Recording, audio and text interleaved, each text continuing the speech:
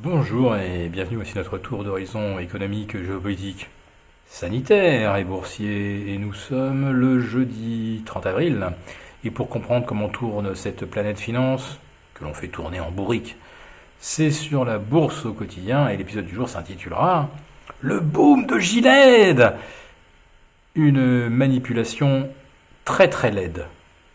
Oui, je fais effectivement allusion à ce communiqué de Gilead qui aurait, je mets bien conditionnel, motiver une envolée de 2% du Dow Jones en l'espace de quelques secondes, par un merveilleux hasard, mercredi à 14h29, à quelques secondes de la publication du PIB américain, qui est ressorti bien pire que prévu. Et là, bon, on est dans du classique. Bad news is good news. C'était bien pire que prévu, donc ça veut dire que les banques centrales vont en remettre. Et là, on n'est jamais déçu, surtout depuis un mois. On peut avoir la conviction que les banques centrales vont donc arroser les marchés et continuer d'assumer totalement la fixation de la valeur de tous les actifs cotés, notamment des actifs obligataires, puisque pour l'instant les banques centrales n'achètent pas encore directement des actions, mais elles ont déjà un doigt dedans, puisque quand une banque centrale décide d'acheter des obligations corporate et qu'elle ne se limite plus aux émissions de catégorie investment grade, c'est-à-dire qu'elle achète du high yield, ça veut dire qu'elle empêche quelque part la faillite de ces entreprises. Ça veut dire que ces entreprises peuvent émettre, ils savent qu'il y aura un acheteur. Cet acheteur, c'est la banque centrale. Alors que le mécanisme actuel, il est conçu de la façon suivante. Quand on bascule en non-grade, ça veut dire qu'on considère que l'entreprise, eh bien, elle obéit finalement aux lois de l'économie et qu'elle peut faire faillite parce que son modèle est obsolète ou parce qu'elle a été victime d'une escroquerie. On peut imaginer tous les motifs possibles. Enfin, en dessous de l'investment grade, on bascule effectivement dans un univers où on est en risque. Donc la Banque centrale intervenant à son tour dans cet univers du non-grade, elle supprime le risque. Alors vous direz, ah bah c'est merveilleux, si la Banque centrale supprime le risque, c'est bon pour tout le monde. Non, la Banque centrale ne supprime le risque que pour les entreprises cotées. Si vous avez un petit business, si vous avez créé votre entreprise, si vous avez gagé vos biens personnels, si vous avez emprunté auprès de vos amis, en les mettant eux aussi un petit peu à la fois en risque ou en capacité de participer à une aventure enrichissante, vous ne serez pas sauvé par la Banque centrale. Si d'un seul coup vous n'avez plus de business, plus de chiffre d'affaires et des factures à régler, les banques centrales ne vont pas venir acheter vos émissions obligataires. Vous allez aller voir votre banquier, il va vous dire non. Votre business n'est pas viable, donc malheureusement, il ne vous reste que le dépôt de bilan. Voilà. Je referme un petit peu la parenthèse Banque centrale pour revenir sur l'affaire Gilead. Donc à 14h29 sort un communiqué indiquant des résultats encourageants sur l'administration du remdesivir sur un échantillon de patients et 60% de ceux qui ont reçu le traitement qui était donné à l'aveugle, bon, là on va dire que le protocole a été plus ou moins respecté, mais pas totalement. Donc on aurait observé de l'amélioration sur la rémission. Ça ne veut donc pas dire que le remdesivir permet d'inverser un processus de surinfection, ça dit simplement, l'étude, les termes sont précis, que cela améliore plus rapidement l'état des patients. Autrement dit, des patients dont, on va dire, l'organisme a peut-être réussi, ou d'autres médicaments ont réussi à stopper ce qu'on appelle la tempête de surréaction infectieuse.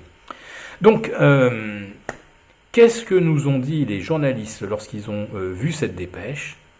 Ils se sont tous mis à raconter à peu près la même fable, à savoir qu'enfin on tenait une piste, on avait enfin peut-être quelque chose contre le coronavirus. Alors, relisons le communiqué de Gilead.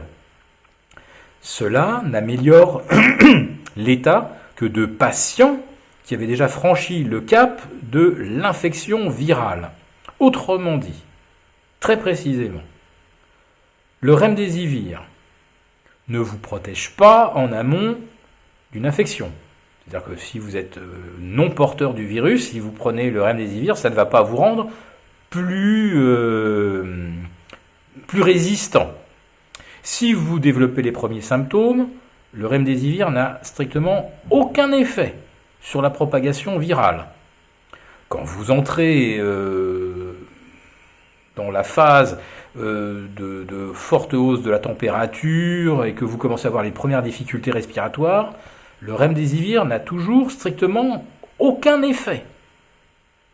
Il n'intervient que sur des patients en soins intensifs et à qui on administre ça en se disant bon, peut-être qu'on doit l'essayer et peut-être que ça va réussir. Et Gilead semble donc avoir identifié que dans 60% des cas, il pourrait y avoir une amélioration. Ce qui signifie qu'en fait le remdesivir ne s'adresse qu'à 4 ou 5% des patients qui développent donc les stades après contamination ou les stades bénins. Mais quand vous écoutiez hier les journalistes, ils vous disaient, ça y est, on tient enfin un médicament contre le Covid. Alors que le remdesivir ne vous immunise pas, ne vous guérit pas. Autrement dit, le remdesivir ne change rien, ni aux mesures de confinement, ni aux mesures de distanciation sociale, ni aux interdictions de se déplacer. Le remdesivir va servir, peut-être, souhaitons-le, à sauver des gens qui, sans ça, sont très très mal partis. Si on les met sous respiration artificielle, on sait que le taux de décès est de 50%, voire pire. Donc si on pouvait éviter d'arriver à ce stade de l'intubation et que le remdesivir y contribue, c'est très très bien, tant mieux. Mais contrairement à ce qu'ont dit les journalistes, ce n'est pas le médicament qui va nous permettre de combattre le coronavirus. C'est totalement faux. C'est une infox. Et derrière, le Nasdaq a gagné 2, 3, 4%. Le Nasdaq 100 est maintenant positif sur l'année 2020, comme si effectivement on avait découvert la drogue miracle qui fait que finalement maintenant, le coronavirus, on s'en fiche, on a les moyens de guérir les gens, de les protéger. C'est extraordinaire. Le Nasdaq 100 gagne 2,6% par rapport au 31 décembre. Donc aujourd'hui, le message, c'est que ça va mieux. Ça va mieux que fin 2019. On va avoir de meilleurs bénéfices.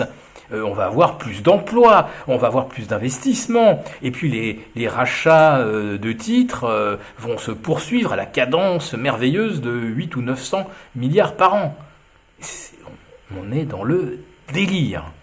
Et ça me rappelle beaucoup, en effet, ce moment que j'appellerais le moment 19 février, où malgré 160 ou 200 millions de Chinois confinés, une économie à l'arrêt, des gens mourant par milliers, on enchaînait record historique sur record historique. On avait sous les yeux le cas chinois et le marché battait des records. Aujourd'hui, on a l'effondrement du moral des ménages. Les PIB, donc l'Europe, c'est moins 3,8. Les États-Unis, on est à moins 4,8. Et vous avez des marchés qui reviennent. Alors, pas sur des records algébriques, mais sur des records de valorisation. Car aujourd'hui, sur le S&P à 3000, on est bien sur le record de valorisation. On est au-delà de mars 2000. Sur le Nasdaq, on est aussi sur le niveau de mars 2000.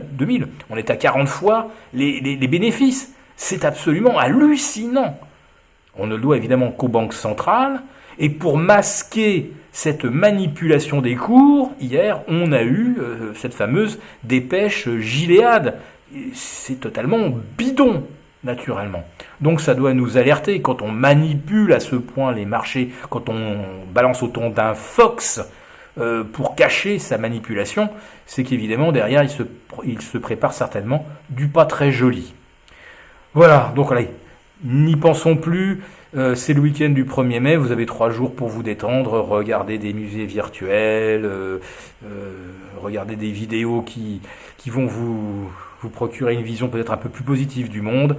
Je vous dis à lundi.